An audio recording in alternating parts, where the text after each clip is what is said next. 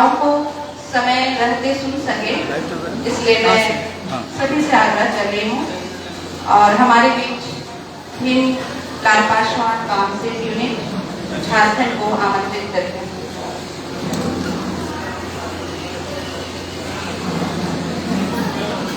जय वनवासी साथियों,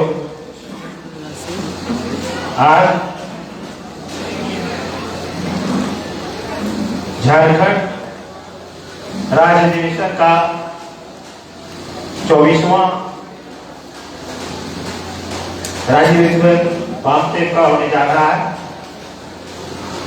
यहाँ पर जितने भी तमाम पदाधिकारी मंच पर उपस्थित हैं और वैन से दर्शक दीर्घा में जो भी श्रोतागण हैं, उनका मैं दिल से जय वनवासी अभिनंदन करता हूं।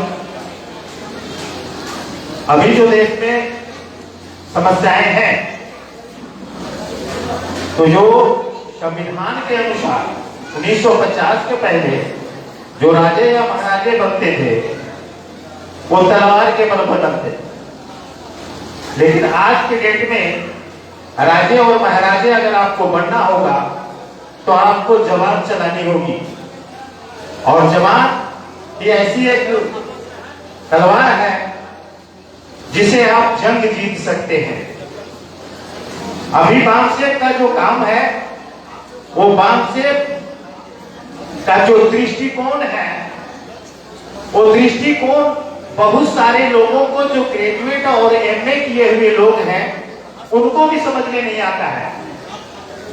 तो बामसेव के मंच में आने के बाद आपको एक नया दृष्टिकोण मिलेगा और आपको देश का सामाजिक, आर्थिक, राजनैतिक, शैक्षणिक, धार्मिक इन मुद्दों पर समझने के लिए आपको अलग दृष्टिकोण मिलने के बाद आप देश का जो हालात है, वो हालात को आप समझेंगे। अभी 2 मिनट ज्यादा मैं समय नहीं लूंगा, 5 मिनट का समय है। अभी आप देखते होंगे कि सुप्रीम कोर्ट के द्वारा जो संसद संविधान का 4 पिलर है, व्यवस्थापिका, कार्यपालिका, न्यायपालिका और मीडिया, तो अभी जब देखे होंगे कि चारों पैर ये जो है मनुवादी और खासकर ब्राह्मणोवादी का शासन है।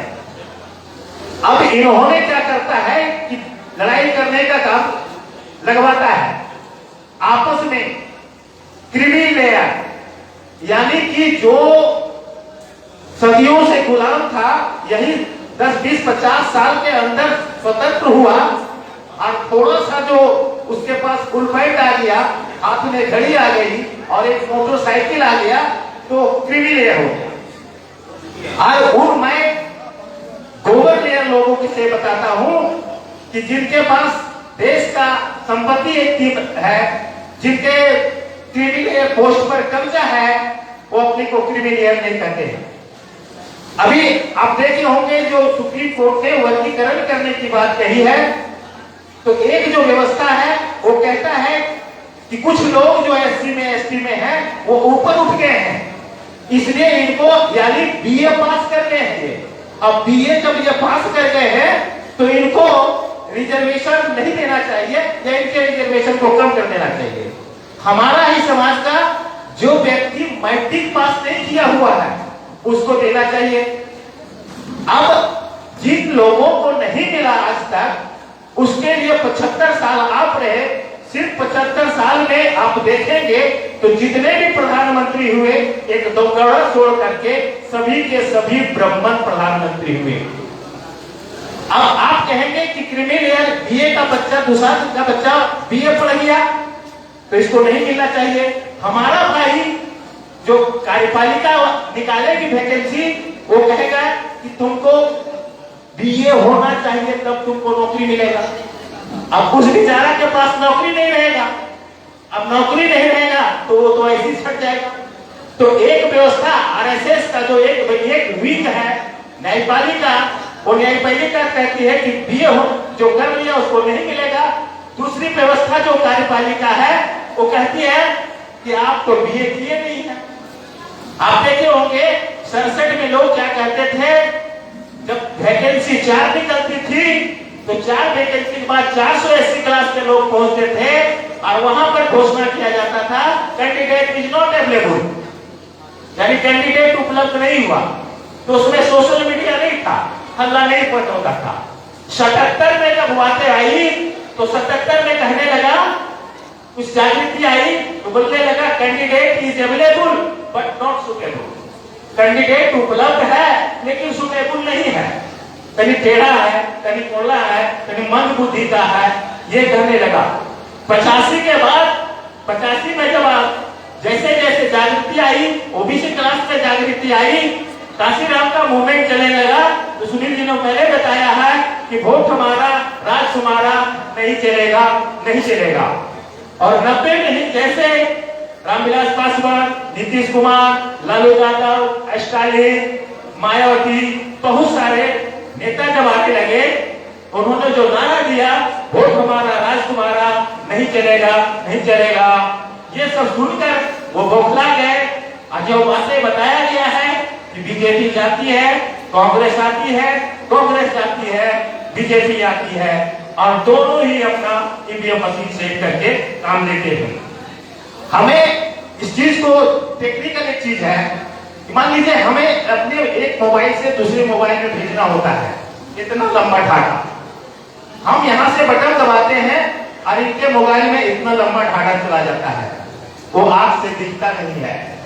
इसलिए ईवीएम मशीन जब तक है तब तक ये बहुजनों को गुलाम बनाते रहेंगे, बहुजनों को गुलाम बनाते रहेंगे और हम बहुजन गुलाम बनते रहेंगे। इसलिए मैं जितने भी लोग आए हुए हैं उनसे मैं तमाम लोगों से अनुरोध करूंगा कि कुछ किताबें बाहर बिक रही है और वाम से जो आंदोलन है आप यूट्यूब पे भी देखेंगे या तो फेसबुक पर देखेंगे आप मेश्राम साहब की, और अगर दिमाग को और खोलना है तो science of journey, science of journey जो है आप यूट्यूब में देखेंगे तो साइंस ऑफ जर्नी से आपको बहुत सारी चीजों की जानकारी होगी। 2020 का जो शिक्षा नीति है 681 पन्ने का है, लेकिन संसद में कुछ ही पन्ने को पेश करके वो कानून को बना दिया गया। और 2020 का जो शिक्षा नीति है एजुकेशन का, वो स्कूल में पढ़ाई कैसे नहीं हो, ये जो बैठे हुए सेक्रेटरी या डायरेक्टर लेवल के लोग हैं, हम लोगों को एकदम बचाते रहते हैं, चिट्ठी देखना है, एसएमएस करना है, स्टूडेंट अटेंडेंस भेजना है, तो बगीचा लगाना है, तो ये करना है, तो झाड़ू लगवाना है, यानी आप दिन भर स्कूल के टीचर को व्यस्त कर दिया है काम में, पढ़ाना कब है इसके बारे में सोचना नहीं है। साथियों बहुत सारे वक्ता है, इसलिए मैं इस संबंध में अभी इतना ही बोलना चाहता हूँ कि ईवीएम के प्रति आप अभी से जागरूक हो जाएं और ईवीएम के प्रति जागरूक करने के लिए अपने गांव के लोगों के बीच में जाएं, अपने गांव के लोगों को समझाएं, और तभी आप समझ पाएंगे। क्योंकि आप बामसेफ से जुटेंगे, बामसेफ से जुटने के बाद आपको क्या होगा कि आप बामसेफ कोई मामूली संगठन नहीं है, बामसेफ एक यूनिवर्सिटी है।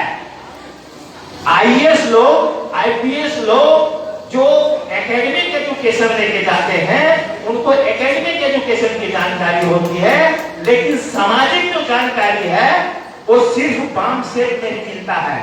इसलिए मेरा अनुरोध होगा कि वो बामसेफ का मीटिंग कभी हो या कोई कार्यकर्ता जाते मिलने के लिए उनका साथ और सहयोग करेंगे और इसी तरह कारवां को आगे ले जाएंगे, ताकि हम बामसेफ, हमारा जो उद्देश्य है कि समाज को सामाजिक, आर्थिक, राजनीतिक, धार्मिक रूप से लोगों को जागृत करके उन्हें जगा करके सत्ता की ओर जाना, और सत्ता जो कुबेर है उस कुबेर पर कब्जा करके धन लक्ष्मी जहां बैठी हुए हैं उस कुबेर पर पहुंच करके अपने लोगों के लिए आर्थिक रूप से आजादी देना। आर्थिक आजादी सबसे बड़ी आजादी है। इन्हीं चंद शब्दों के साथ मैं अपनी वाणी को विराम देता हूं। जय भारत, जय संविधान, जय मूल्यवान। बहुत बहुत धन्यवाद। बामसेफ यूनिट झारखंड